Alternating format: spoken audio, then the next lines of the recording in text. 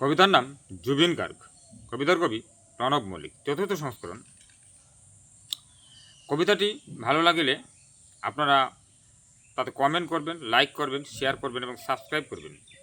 যদি এটি করেন তাহলে কবিতাটি সার্থক হয়েছে মনে করব এবং ধন্যবাদের সহিত গৃহীত হয়েছে বলে মনে করব।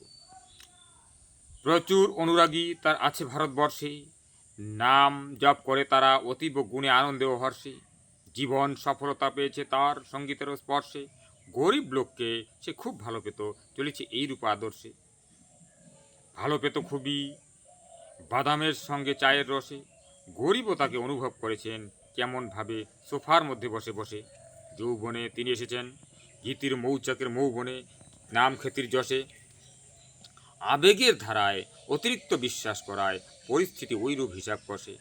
পূর্বালি হাওয়া যেন কিছু করে যাওয়া, এক স্থান থেকে অন্য স্থান পাওয়া, অনুরূপভাবে করেছে ধাওয়া। দক্ষিণা বাতাস হৃদয়ের গতিবেগে চলে যাওয়া, সঠিকও ফলেছে ভাবের ভাওয়া।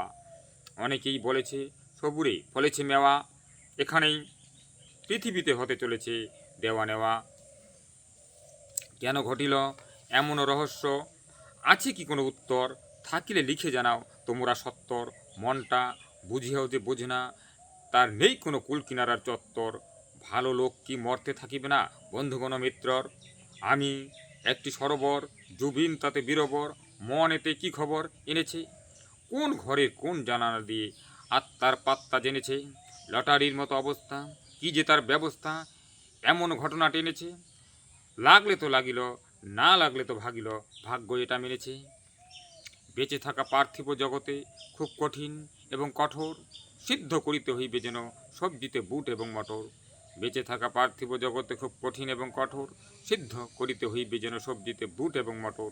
যন্ত্রের সঙ্গে সুরের তাল মিলানো, চটপট চটর পটর, দেরি করিলে তো একেবারে তালকানা, ঘটনাটা লটর পটর।